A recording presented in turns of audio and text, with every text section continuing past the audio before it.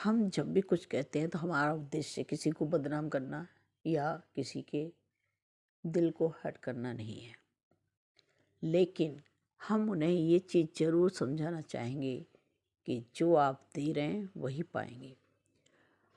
जो आज के समय में बहुत लोग तो जागरूक हो गए हैं, वो कभी भी अपने बेटे बेटों में भेदभाव नहीं करते हैं, लेकिन अधिकांश जो अशिक्षित लोग हैं उनमें ज़्यादा ये चीज़ होती है कि वो सोचते हैं कि बेटे हमारे साथ रहेंगे, बहुएं आएंगी तो वो हमारी सेवा करेंगी, बेटे करेंगे।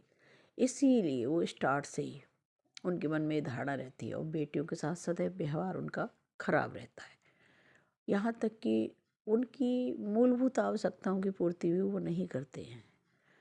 उन्हें यहाँ तक कि एक नौकर की तरह यूज करना और उनको भोजन भी सही न देना, ऐसा कर देते हैं, ये पाप कर देते हैं। ये सोचकर कि इनसे हमें क्या करना है, ये दूसरे करके चली जाएंगी, हमें इनसे ज़्यादा ना तो लगाव रखना है ना इन पर खर्च करना है। लेकिन देखो, ईश्वर की कृपा ऐसी होती है कि जिसका कोई साथ नहीं देता ना, उसका परमात्मा देता है। इसीलिए लड़कियां हमेशा स्ट्रांग रहती हैं। ईश्वर उन पर विपत्ति आने ही नहीं देते, और आती भी हैं। अगर कोई ज़्यादा उनके प्रति खराब व्यवहार करेगा या बिल्कुल ही सहयोग उन्हें परिवार का भी नहीं मिलता, तो परमात्मा उसके साथ हमेशा रहते हैं।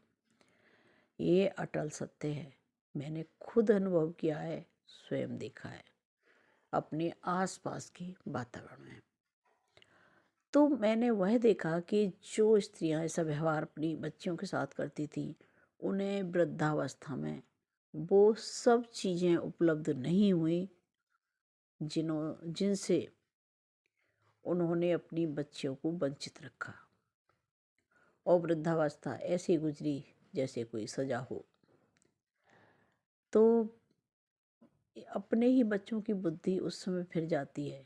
परमात्मा की ही एक ये होती है दृष्टि कि तुमने गलत किसी के साथ किया है तो गलत होता है। कभी भी हमें ये नहीं सोचना चाहिए कि हमारा धन है, ये धन किसी का भी नहीं है।